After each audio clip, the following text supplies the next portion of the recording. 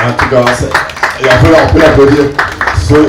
Ça aurait été d'autres personnes, on allait baisser les bras. Et quand on veut, je dis toujours, quand on a un objectif, l'essentiel c'est de l'atteindre. Iris Media, une autre question. Voilà, elle a parlé un peu des difficultés. Voilà. En tant qu'artiste, vous avez forcément des personnes que vous admirez dans le milieu. J'aimerais savoir qui vous admirez en tant que dévancier, quoi. Qui est-ce que vous admirez, qui vous inspire? Bon, il y a d'abord Alpha Blondy, que je considère comme mon père. Alpha Blondy. Il y a Beta Simon, mais il y a Coco Dambélé. Coco Dambélé qui m'a inspiré, à partir de qui j'ai composé ma première chanson en 1997. Coco Dambélé. Il a un titre qu'on appelle Fonyeba. Fonyeba. J'ai écouté le reggae, j'ai écouté Alpha Blondy, Beta Simon, Lucky Dube, Bob Marley. Mais il y a eu un jour, j'étais assis là comme ça et puis j'ai écouté Fonyeba de Coco Dambélé. Quand j'ai fini d'écouter, j'ai dit, ah mais tiens, je peux faire comme lui. C'est venu comme ça, j'ai dit, bon, c'est que je peux faire comme lui. À partir de Coco Dambélé, j'ai commencé à composer mes premières chansons. C'était en 1997. Donc voilà un peu ceux qui m'ont inspiré dans le reggae. Bonsoir, Lionel Michia de Reggae de Babi Congo. DS, comment est-ce que vous voyez votre carrière dans 2 ans?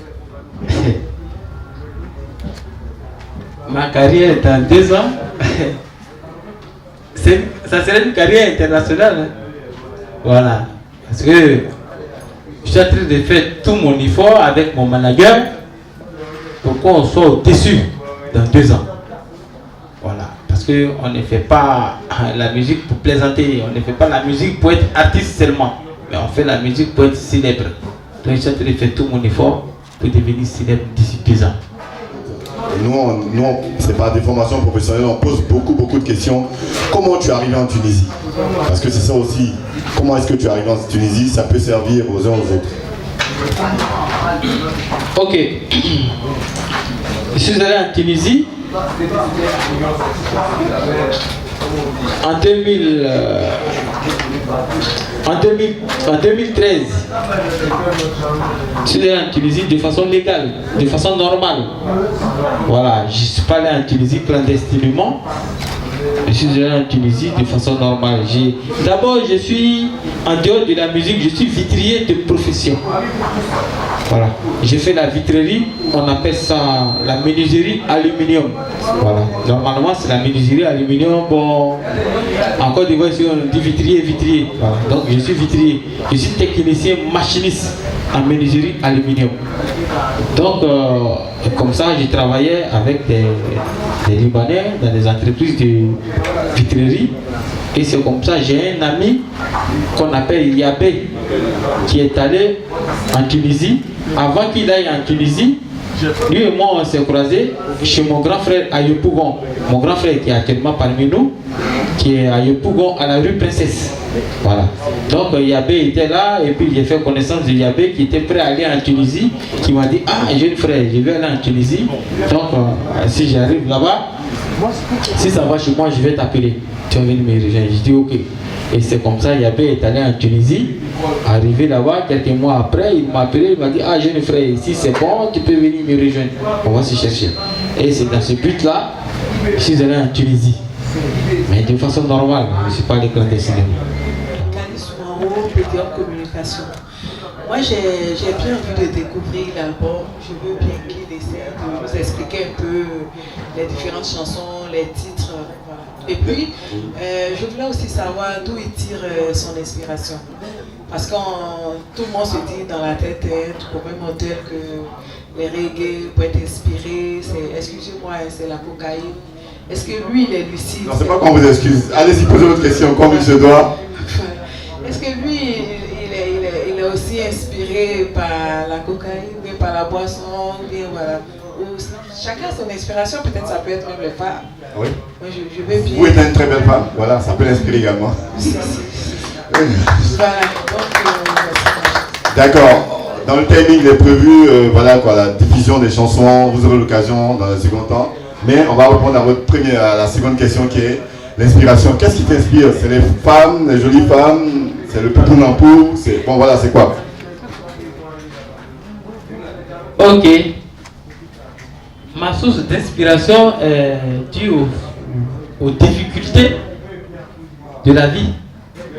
Voilà, les difficultés de la vie, des choses que moi-même j'ai vécues et que mes amis ont vécues et que je vois et j'apprends. C'est tout ça qui font partie de ma source d'inspiration.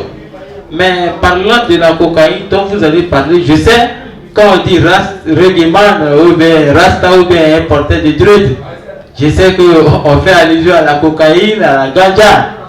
Mais moi, personnellement, je ne fais pas ça. Voilà. Depuis que je suis né, je n'ai jamais fumé de cigarette. Au moins, il faut fumer la cigarette avant de fumer le ganja ou bien la cocaïne. Depuis que je suis né, je n'ai jamais fumé de cigarette. Voilà. Tout ce que je fais, c'est la boisson. Je suis alcoolique, tout simplement. Voilà, on va maintenant découvrir avec la complicité de notre ami, le DJ, toutes les chansons. La toute première chanson, l'artiste a intitulé son album DS. DS, c'est son nom d'artiste. Pourquoi DS? Parce que tu n'as pas expliqué à mes frères journalistes. DS, pourquoi? DS, c'est simple. DS veut dire Tigbe Sylvestre. C'est tout.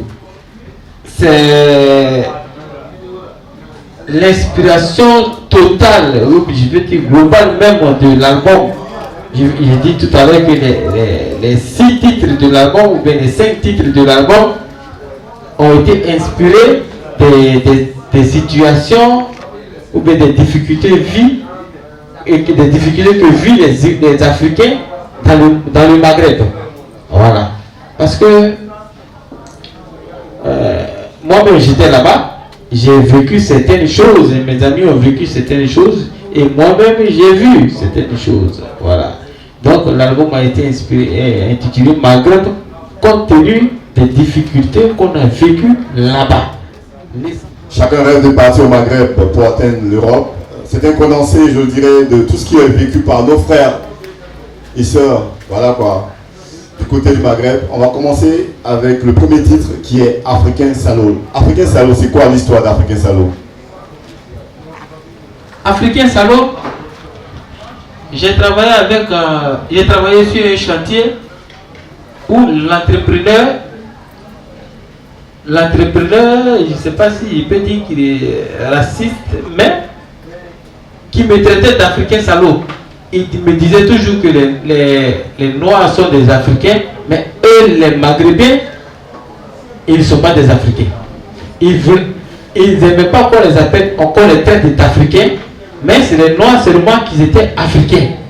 Mais j'ai remarqué dans leur esprit, j'ai constaté que s'il fallait créer encore un continent, ils allaient créer leur propre continent qui est le Maghreb, mais qui n'est pas l'Afrique. C'est ce que j'ai constaté en eux. Ils sont prêts à créer un continent qu'on appelle Maghreb, mais qui est détaché de l'Afrique. Parce qu'ils ne veulent pas qu'on les mélange aux Noirs. Ils ne veulent pas qu'on dise qu'ils sont africains. Parce que quand on dit africains, c'est y compris les Noirs et les Blancs. Donc, ils se marginalisent en fait. Ils ne veulent pas qu'on les traite d'Africains. Quand tu leur demandes, mais si vous ne voulez pas être africain, vous êtes qui? Ils disent, nous on est maghrébins. C'est les Noirs qui sont africains. Mais nous on est maghrébins, on est arabes. Mais, et parfois je leur demande, mais Maghreb là, c'est où? C'est en Europe? C'est en Asie? Il est là, il regarde. L'essentiel, il t'a dit qu'il est maghrébin, mais il ne veut pas qu'on dise qu'il est africain.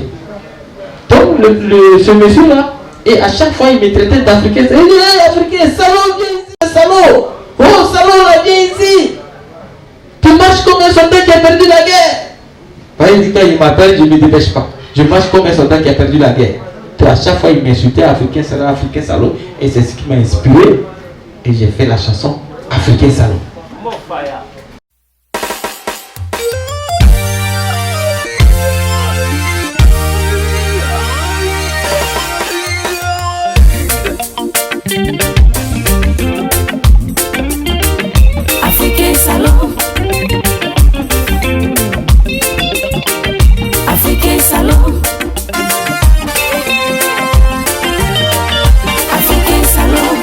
Anwa libo gulizide Anwa piye yogun namade Amugra ni asraka groburumu Gomra gbomu wala Tunisie Maane para Wale Africain salon Anwa libo gulizide Anwa piye yogun namade Amugra ni asraka groburumu Gomra gbomu wala Tunisie Maane para Wale Africain salon Gaye la go la yapi Buru unya yaku. Deuxième chanson proposée sur cet album de 6 titres intitulé Maghreb. C'est Il est Oulou. Il est Oulou que nous qui ne sommes pas bêtés. Qu'est-ce que tu dis dans Il est Oulou?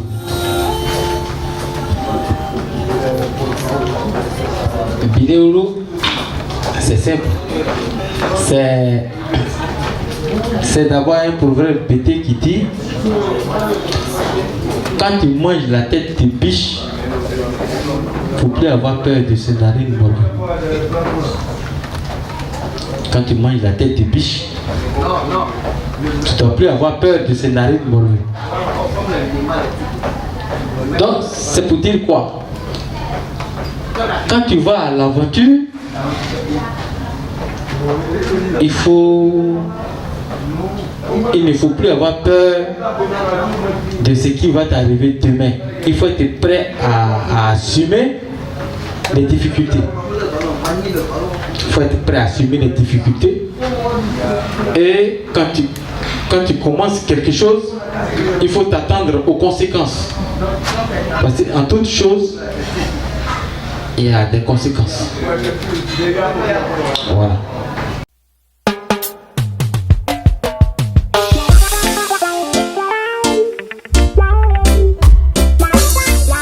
Bideoulou Wali bideoulou Wagu blea Bideoulou Wali bideoulou Wagu blea Bideoulou Wali bideoulou Wagu blea Bideoulou Wali bideoulou Wagu blea Bideoulou Digbona Wali bideoulou Wagu blea Bideoulou Wali bideoulou Wagu blea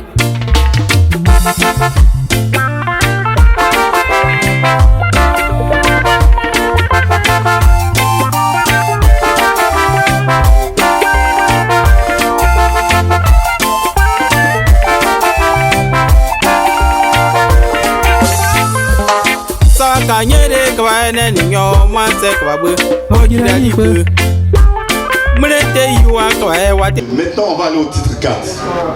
C'est vrai, vous avez parlé, on reviendra au titre 3, mais on ira au titre 4. Libye. Pourquoi Libye? C'est un pays, on sait ce qui se passe. Est-ce que vous avez fait un tour en Libye et tout cela? Bon, au jour d'aujourd'hui, avec la technologie, avec l'évolution de l'Internet, on n'a pas besoin de faire un tour quelque part pour savoir ce qui se passe. Voilà, nous tous on a vu ce qui s'est passé en Libye, la mort de Mohamed Kadhafi. Voilà un pays qui était en paix, qui était bien gouverné par Mohamed Kadhafi. Et du coup, l'Occident est venu tromper des gens et ils se sont révolutionnés, ils se sont levés, ils se sont manifestés contre Mohamed Kadhafi sous prétexte qu'il est dictateur, il est assassin, il a duré au pouvoir. Et de la révolution pacifique est passé à la révolution rebelle. C'est-à-dire ils ont pris des armes et ils ont attaqué le régime de Mohamed Kadhafi. Et ils ont tué Mohamed Kadhafi. Et après avoir tué Mohamed Kadhafi, jusqu'aujourd'hui, la Libye est en enfer. Oui, je le dirais. La Libye est en enfer. Parce qu'après la mort de Mohamed Kadhafi, ça ne va plus en Libye. Ça ne va plus en Libye le régime qui est là ne peut pas sécuriser la Libye, ne peut pas apporter la paix, la cohésion sociale, ne peut pas apporter la réconciliation en Libye. Aujourd'hui, il y a plus de 2 millions de Libyens qui sont réfugiés en Tunisie. Vous voyez? Il y a plus de 2 millions de Libyens qui sont réfugiés en Tunisie. Donc, ça ne va plus en Libye. Or, quand on enlève un président, quand on dit que ce dernier, il gouverne mal, il n'est pas bien, c'est pour faire mieux que lui. Mais on constate qu'on a levé Mouammar Kadhafi et puis on fait pire. 10 fois, on va en affaire. Et voilà ce qui m'a inspiré un peu sur la Libye. Et j'ai dénoncé la guerre de Libye, l'assassinat de Mouammar Kadhafi.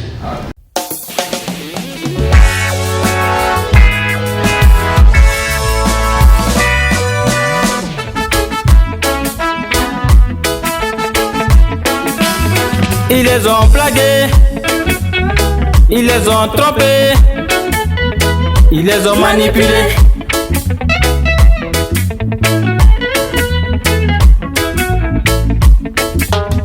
Ils les ont plagués, ils les ont trompés, ils les ont manipulés. L'Occident est comme le vent, il te pousse dans le trou, il ne peut t'en sortir. Donc on parle de Libye, parce qu'il y a des titres sur l'album, comme vous allez le recevoir. De Libye, le 5e titre parle des migrations. Qu'est-ce que tu traduis dans migration? Quel est le message dans migration? Migration, d'abord je voulais dire immigration. Voilà, c'est immigration, c'est une de... Voilà. Immigration, je vais parler des gens qui vont en Europe de façon clandestine, qui prennent des bateaux pour traverser la Méditerranée. Voilà. Mais aujourd'hui, j'ai constaté que les gens parlent de l'immigration clandestine seulement, mais ils ne donnent pas les causes de l'immigration clandestine. Les Africains ne sont pas levés comme ça pour prendre le bateau pour aller en Europe. Mais s'ils le font aujourd'hui, c'est compte tenu de quelque chose, compte tenu des guerres, des coups d'État, des rébellions, parce que généralement ce sont des rébellions qui se transforment, ce sont des coups d'État qui se transforment en rébellion. Voilà. Et ça renverse des régimes. Et c'est ça qui a provoqué l'immigration clandestine. Donc l'Occident parle de ça, il parle de l'immigration, mais en même temps, ils ferment les yeux sur les causes de l'immigration. Voilà pourquoi je dénonce, et voilà pourquoi j'ai chanté l'immigration, pour dénoncer l'immigration en même temps et les causes de l'immigration. Et puis j'ai dit dans la chanson, quand tu voles le miel, les abeilles te suivent. Mais attends, les gens, ils ont envoyé des guerres en Afrique pour voler l'Afrique. Ils viennent nous voler au fait. Mais quand tu voles l'Afrique, ils viennent, ils volent, ils prennent nos richesses, ils s'en vont chez eux. Donc, raison pour laquelle les gens aussi vont chez eux clandestinement pour récupérer ce qu'ils nous ont volé ici pour ramener en Afrique. Parce que généralement, quand les gens immigrent en Europe, c'est pour aller chercher de l'argent et puis venir reconstruire chez eux ici en Afrique. Donc c'est une manière de dire, ce qui vient nous voler là, c'est ça, les gens vont chercher chez eux pour ramener. Raison pour laquelle dans la chanson, je dis, quand tu voles le miel, les abeilles te suivent. Rastafari. Yeah.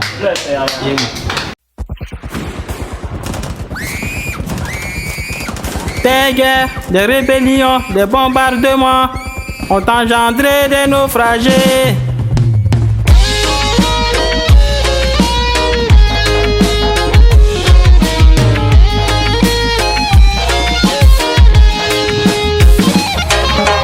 Des guerres, des rébellions, des bombardements ont engendré des naufragés. Des guerres, des rébellions, des coups d'état ont entraîné l'immigration. Des guerres, des rébellions, des bombardements ont engendré des naufragés. L'album DS, de DS Maghreb, a 6 titres avec un africain, Salo, Bileroulou, titre 2, Balégui, titre 3, 4, Libi, 5, Immigration et 6, Piémé, qu'on va jouer totalement à la fin, on attend d'abord. Et je rappelle, il s'appelle État Civil, pour ceux qui viennent de reprendre la marche, Tigol Yadé Sylvestre Hardy, DS pour son nom, son pseudo artistique, et il est managé par Abdul Nixissé. Concernant le volet, je dirais, managérial, il m'a chargé de dire à toutes ces personnes qui représentent ces différents médias qui sont là, que vous êtes ses partenaires. Ses partenaires pour la suite de cette aventure. C'est vrai que l'aventure démarre aujourd'hui de façon officielle, mais pour la suite de l'aventure, vous serez conviés à toutes les activités de DS. Donc pour dire qu'il associe chaque média à chaque activité. Si l'artiste a une dédicace, si l'artiste a un concert, si l'artiste, en tout cas, vous serez véritablement ses partenaires pour la réussite de l'œuvre entamée aujourd'hui. L'artiste qui est à l'honneur va clore maintenant cette activité, et je rappelle qu'on va écouter entre autres en fond sonore l'artiste Piémé, la chanson Piémé quand l'artiste va clore. Donc DS, les médias sont là, des collègues artistes, voilà, le mot de fin te revient. Ok. Je remercie tous les médias qui sont là et je remercie particulièrement les artistes qui sont venus me soutenir.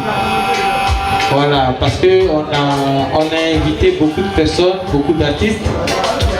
Certains ne sont pas venus, bon, peut-être qu'ils ont eu des empêchements. Donc, certains sont venus. Je remercie comme ça particulièrement Diara Bali. Je remercie mon aîné de là. Je remercie Lion Oku. Je remercie Maman Rasta Kadi. Et je remercie Rasta et Sata Konate qui sont là. Qui sont venus me soutenir. Et je remercie aussi mes grands frères qui sont là parmi nous, et les hôtesses, et tout le monde. Voilà, tous les médias qui sont là, je remercie tout le monde d'avoir venu me soutenir, d'être venu me soutenir, pardon. Donc, comme ça, je dis que Dieu les bénisse, Dieu bénisse.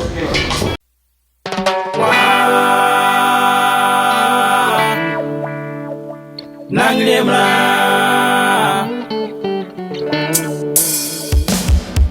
Wa Nanglemra